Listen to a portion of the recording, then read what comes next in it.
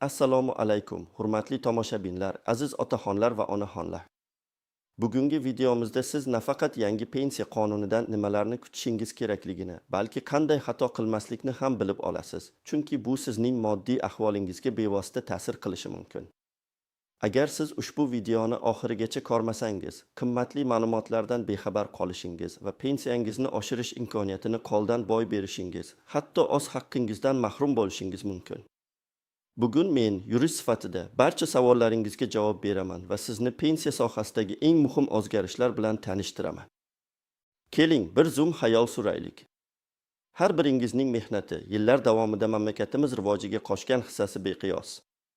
Siz yoshligingizni, kuch-quvvatingizni shu yurt uchun sarfladingiz. Har bir gishning o'rni bor, har bir dalaning mevasi sizning peshona teringiz bilan sug'orilgan. Ko'pchiligingizning ish staji 30 yildan, 40 yildan oshgan, ba'zilar hatto 50 yildan ham ko'proq ishlagan. Esingizdami o'sha paytlar bir so'm uchun qanday ter to'kardik? Hayot qanchalik og'ir bo'lmasin, biz sabr qilib, halol mehnat qildik, bolalarimizni o'qitdik, elga foydali insonlar qilib tarbiyaladik.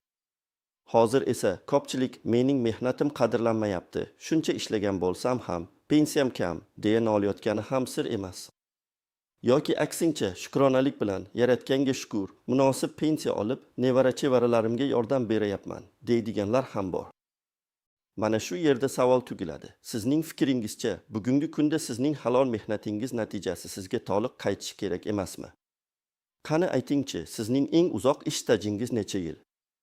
Yoki hayotingizdagi eng katta qiyinchiliklarga qanday dosh berdingiz? Nevaralaringizni qanday boqdingiz? O'z hikoyangizni biz bilan bo'lishing, boshqalarga ibrat bo'ling. Zero sizning tajribangiz bebaho. Hurmatli do'stlar, bu kanal sizning huquqiy yordamchingiz, ishonchli manbangizdir. Pensiya qonunchiligidagi har qanday yangilik, o'zgarishlar haqida birinchilardan bo'lib xabardor bo'lish uchun hoziroq kanalimizga obuna bo'lishni unutmang va qo'ng'iroqcha tugmasini bosib qo'ying. Chunki qonunlar doimiy ravishda yangilanib turadi va har bir o'zgarish sizning hayotingizga bevosita ta'sir qilishi mumkin.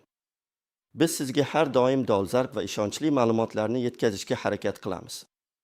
Sizning qo'llab-quvvatlashingiz biz uchun muhim. Keling, endi 60 ga nazar solaylik. Avvallari pensiya hisoblash tizimi juda murakkab edi. Ko'pincha hujjatlarni to'plash jarayoni yillar davom etardi. Ba'zan hatto Sovet davriga oid 100 yillar oldingi ish stajini tasdiqlovchi arxiv hujjatlarni ham topishga to'g'ri kelardi. Har bir ish joyi, har bir davr uchun alohida hujjatlar, buyruqlarning nusxalari, ish haqqi to'g'risidagi ma'lumotnomalar talab qilinardi. Ko'plab bobo-buvilarimiz, ayniqsa qishloq joylarda yashaydiganlar, o'z mehnat stajlarini tasdiqlovchi hujjatlarni yo'qotib qo'yishardi yoki umuman olmagan bo'lishardi. Misol uchun, kolxozlarda yillar davomida ishlagan, ammo ish daftarchasiga yozuvlar kiritilmagan yoki noto'g'ri kiritilgan holatlar ko'p uchragan. Natijada ular munosib pensiyadan mahrum bo'lishardi.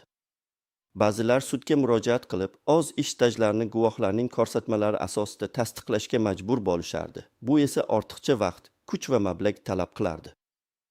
Pensiya tayinlash bo'limlarining eshiklari oldida uzoq navbatlarda turish, hujjatlar ortidan yugurish, har bir ma'lumotnomani yegish, bularning barchasi qariyalarga juda og'ir edi.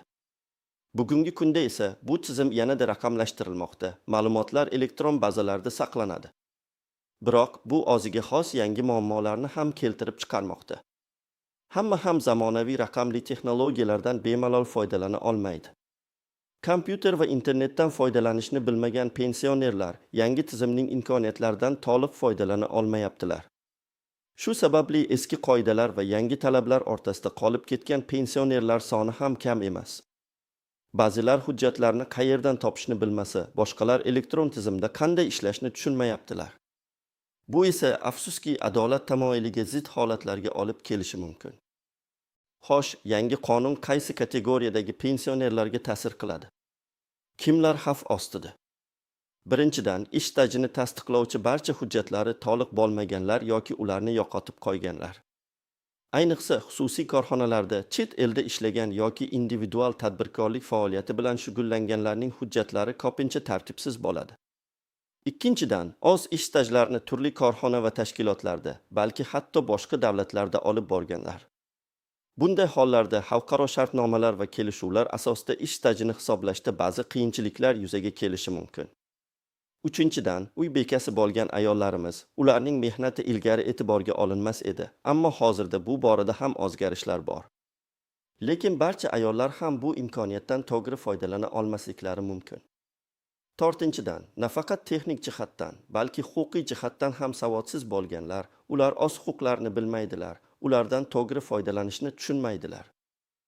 Beshinchidan, nogironligi bo'lgan shaxslar va boquvchisini yo'qotgan oila a'zolari ham o'zlariga tegishli imtiyozlar va qo'shimcha to'lovlardan bexabar qolishlari mumkin. Har birimiz o'z qariyalarimizga munosib hurmat ko'rsatishimiz kerak. Axir ular bizga hayot berishgan, bizni tarbiyalashgan, butun umr bizning kelajagimiz uchun qayg'urishgan. Ularning yashash sharoitlari, ayniqsa moddiy ahvoli doimiy e'tiborimizda bo'lishi lozim. Qonunchilikdagi o'zgarishlar aynan shu maqsadga qaratilgan bo'lishi kerak. Bizning jamiyatimizdagi eng zaif qatlamlardan biri bo'lgan pensionerlarni qo'llab-quvvatlash, ularning farovonligini ta'minlash barchamizning burchimizdir. Kimlarga esa aksincha pensiya oshirilishi mumkin. Bularga uzoq muddatli, ya'ni 30 yildan ortiq ish stajiga ega bo'lganlar kiradi. Uzoq muddatli mehnat faoliyati uchun qo'shimcha imtiyozlar nazarda tutilgan. Ikkinchidan, maxsus sharoitlarda, masalan, og'ir va zararli mehnat sharoitlarida ishlaganlar, yer osti ishlari, issiq sexlarda mehnat qilganlar, shuningdek, uzoq shimol sharoitlarida ishlaganlar ham yuqoriroq pensiya olish huquqiga ega. Uchinchidan, davlat mukofotlari unvonlariga ega bo'lgan fuqarolarimiz, masalan, O'zbekiston qahramoni, xizmat ko'rsatgan artist yoki olim kabi unvonlarga sazovor bo'lganlar ham ko'proq imtiyozlarga ega bo'lishlari mumkin. To'rtinchidan, urush faxriylari, mehnat fronti qatnashchilari, Chernobil fojiasi oqibatlarini bartaraf etishda ishtirok etganlar va boshqa ijtimoiy himoyaga muhtoj qatlamlarga doimo qo'shimcha to'lovlar va imtiyozlar berib kelingan va bu amaliyot davom etadi. Beshinchidan, yangi qonunchilikda nafaqaga chiqish yoshiga yetgan, ammo yetarlicha ish stajiga ega bo'lmagan fuqarolarga ko'mak berish mexanizmlari ham kengaytirilmoqda. Bu esa ularning ham hayot sifatini yaxshilashga xizmat qiladi. Umumiy qilib aytganda, mehnatga layoqatli yoshini halol mehnatga sarflagan har bir fuqaro munosib keksalikni o'tkazishga haqlidir. Pensiya tizimi doimiy ravishda takomillashib bormoqda. Uning maqsadi har bir pensionerga adolatli va munosib hayot kechirish imkoniyatini yaratishdir. Bu nafaqat qonunchilik masalasi, balki jamiyatning ma'naviy burchi hamdir. Shu sababli har bir o'zgarishni diqqat bilan o'rganish va o'z huquqlaridan xabardor bo'lish juda muhim. Sizning fikringiz biz uchun juda muhim, hurmatli tomoshabinlar. Yangi qonun sizning hayotingizga qanday ta'sir qilishini o'ylaysiz? Bu o'zgarishlardan siz qanday umid qilyapsiz? Yoki aksincha, qanday xavotirlaringiz bor? Kimdir allaqachon pensiyasi oshirilganini sezgan bo'lishi mumkin, kimdir esa hali kutayotgandir. Ba'zi pensionerlar onlayn arizalar topshirishda qiyinchiliklarga duch kelayotgan bo'lishsa, boshqalar raqamlashtirishning afzalliklarini his qilishayotgandir. Iltimos, o'z fikrlaringizni izohlarda yozib qoldiring. Sizning har bir fikringiz, har bir savolingiz muhim. Balki sizning savolingizga javob berish orqali boshqa bir pensionerga ham yordam berishimiz mumkin. Sizning shaxsiy tajribangiz, sizning hikoyalaringiz juda qimmatli. Pensiyangizga qancha va qanday qilib oshirilgani haqida ham yozib qoldirishingiz mumkin. Bu boshqalarga yo'l ko'rsatishi mumkin. Xo'sh, bu vaziyatdan qanday chiqish kerak? Nima qilish kerak toki yangi qonun sizning foydangizga ishlasin? Birinchi va eng muhim tavsiya, barcha ish stajingizni tasdiqlovchi hujjatlarni, xususan mehnat daftarchasi, ish haqi to'g'risidagi ma'lumotnomalar, arxiv hujjatlari, diplomlar, harbiy bilet va boshqa shunga o'xshash hujjatlarni to'plang va ularni tartibga soling. Agar ba'zi hujjatlar yo'q bo'lsa, ularni tiklash imkoniyatlarini o'rganing. Buning uchun korxonaning arxiviga, shahar yoki tuman arxivlariga, hatto sudga murojaat qilish zarur bo'lishi mumkin. Ikkinchidan, pensiya jamg'armasining hududiy bo'limlariga murojaat qiling. Ularning mutaxassislari sizga yordam berishi, hujjatlaringizni tekshirishi va sizning holatingizni tushuntirishi shart. Ular sizga qanday hujjatlar yetishmayotganini, qayerga murojaat qilish kerakligini aytib berishadi. Uchinchidan, agar imkoningiz bo'lsa, davlat xizmatlari markazlarining onlayn portallaridan, ya'ni Meet.gov saytidan foydalanishni o'rganing.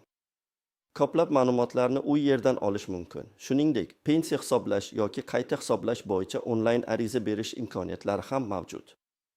Farzandlaringizdan yoki nabiralaringizdan yordam so'rashdan tortinmang. To'rtinchidan, agarda holatingiz murakkab bo'lsa, masalan, ish stajini tasdiqlashda jiddiy muammolar bo'lsa yoki pensiya jamg'armasi xodimlari sizning murojaatingizni to'liq qanoatlantirmasa, malakali yuristga murojaat qiling. Mutaxassis sizning huquqlaringizni himoya qilishga, zarur hujjatlarni to'plashga va kerak bo'lsa, sud orqali o'z haqqingizni talab qilishga yordam beradi. Beshinchidan, bizning kanalimizdagi xabarlarga e'tibor bering. Har doim yangiliklardan xabardor bo'ling.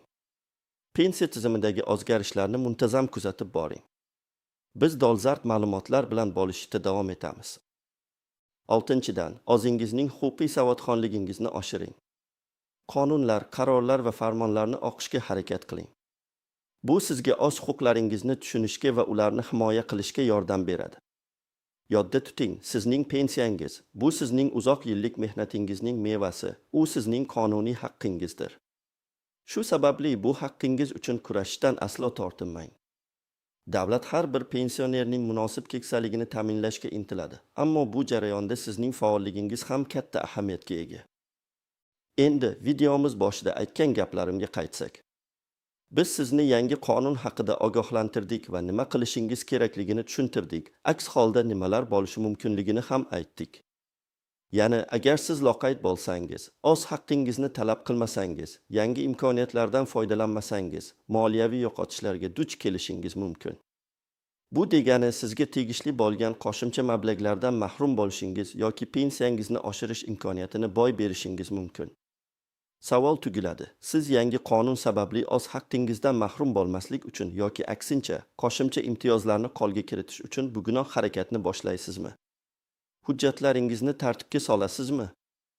Pensiya jamg'armasiga murojaat qilasizmi? Yoki hamma o'z-o'zidan yaxshi bo'lib ketishini kutib o'tirasizmi? Unutmang, vaqt kutib turmaydi. O'z javobingizni izohlarda kutib qolamiz. O'z huquqlaringiz uchun kurashing. Sog' bo'ling, salomat bo'ling.